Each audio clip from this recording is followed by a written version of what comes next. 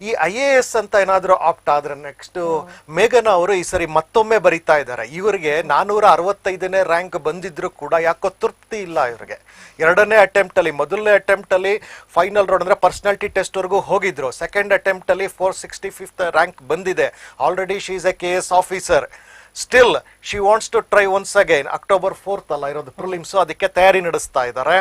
So ಹಾಗಾದ್ರೆ ನಿಮ್ಗೆ IAS ಆಗಬೇಕು ಅಂತ ಇದೆ ಅನ್ನೋದಾದ್ರೆ IAS ಆಗ್ಬಿಟ್ಟು ಏನ್ ಮಾಡ್ಬೋದು, ಅದು ಏನ್ ಜವಾಬ್ದಾರಿ ಇರುತ್ತೆ ಸರ್? ಒಂದು IAS ನಮಗೆ ಡೈವರ್ಸ್ ಸೆಕ್ಟರ್ ಅಲ್ಲಿ ವರ್ಕ್ ಮಾಡುವಂತಹ ಒಂದು ಅದ್ಭುತವಾದ ಆಪರ್ಚುನಿಟಿ ಕೊಡುತ್ತೆ. ಎರಡನೇದು, ನಮ್ಮ ದೇಶದಲ್ಲಿ ಹ್ಯೂಮನ್ ಪಾಪ್ಯುಲೇಷನ್ ಬಹಳಷ್ಟಿದೆ, ಇನ್ನೊಂದು ಕಡೆ ಬಹಳಷ್ಟು ಸ್ಕೀಮ್ಸ್ ಪ್ರೋಗ್ರಾಮ್ಸ್ ಇವೆಲ್ಲವೂ ಇದೆ. ಅದೆರಡರ ನಡುವೆ ಒಂದು ಎಫೆಕ್ಟಿವ್ ಬ್ರಿಡ್ಜ್ ಬೇಕು. ಆ ಬ್ರಿಡ್ಜ್ ಸಿವಿಲ್ ಸರ್ವಿಸಸ್. IAS ಆದಾಗ ಇವರಿಬ್ಬರಿಗೆ ಒಂದು ಕೊಂಡಿ ಆಗುವಂತಹ ಅವಕಾಶ ಸಿಗುತ್ತೆ. ಗ್ರಾಸ್ ರೂಟ್ ಜೊತೆ ಕನೆಕ್ಟಿವಿಟಿ ಇರುತ್ತೆ. ಹೀಗಾಗಿ IAS ಬೇಕು ಅಂತ ಆಸೆ ಇರುತ್ತೆ. ಸೊ ಕನಸು ಕಾಣ್ತಾ ಇರೋದು ಮೇಘನಾ ಅವರು IAS ಬೇಕು ಅಂತ ಹೇಳಿ. ಯಾಕೆಂದ್ರೆ ಹೆಚ್ಚಾಗಿ ಇವರು ಹೇಳಿದಾಗೆ ಗ್ರಾಸ್ ರೂಟ್ ಮತ್ತೆ ಡೈವರ್ಸ್ ಸೆಕ್ಟರ್ ಅಂತ ಹೇಳಿ. ಗ್ರಾಸ್ ರೂಟ್ ಅಂತಂದ್ರೆ ಕಡೆಯ ಮನುಷ್ಯನವರೆಗೂ, ಸಮಾಜದಲ್ಲಿರುವ ಕಟ್ಟಕಡೆಯ ಮನುಷ್ಯನಿಗೂ ನಾನು ಅವೈಲಬಲ್ ನಾನು ಆಗ್ತೀನಿ, ಅವರ ಉದ್ಧಾರವನ್ನು ನಾನು ಮಾಡೋದಕ್ಕೆ ನಾನು ನೋಡಬಹುದು ಅನ್ನೋ ಒಂದು ಆಸೆ ಇದೆ ನಿಮ್ಗೆ, ಹೌದಲ್ಲ?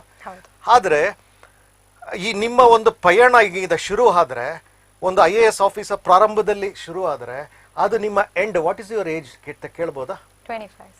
ಸೊ ಈಗ 25ನೇ ವಯಸ್ಸಲ್ಲಿ ಇವ್ರಿಗೆ ಕನಸು ಕಂಡಿದ್ದಾರೆ, ಸಕ್ಸಸ್ ಆಗಿದ್ದಾರೆ. ಇವರ ಕನಸಿಗೆ ಇವರೇ ಅದನ್ನ ನನಸು ಮಾಡ್ಕೊಳ್ಳೋದಿಕ್ ಹೊರಟಿದ್ದಾರೆ. ಎಷ್ಟೋ ಜನ ಎಷ್ಟೋ ಸರಿ ನಾವು ಕನಸು ಕಾಣ್ತೀವಿ, ಬೇರೆಯವ್ರ ಮೇಲೆ ಅದನ್ನ ಹೇರೋದುಂಟು, ನನ್ನದಿದು ಕನಸು, ನೀನು ಅದನ್ನ ಈಡೇರಿಸ್ಲಿಲ್ಲ ಅಂತ ಹೇಳಿ.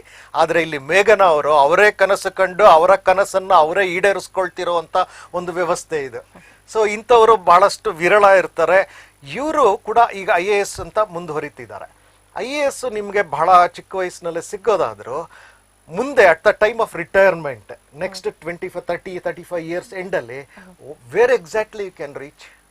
ಚೀಫ್ ಸೆಕ್ರೆಟರಿ ತನಕ ರೀಚ್ ಆಗಬಹುದು ಸರ್. ಚೀಫ್ ಸೆಕ್ರೆಟರಿ ವರೆಗೂ ರೀಚ್ ಆಗಬಹುದು ಬಿಫೋರ್ ದ ರಿಟೈರ್ಮೆಂಟ್, ಹೌದಲ್ಲ? ಸೊ ಇದೊಂದು ಅಗಾಧವಾದಂಥದ್ದು.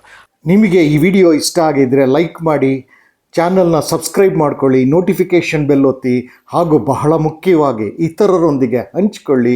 ಎಲ್ಲರಿಗೂ ಶುಭವಾಗಲಿ. ನಮಸ್ಕಾರ.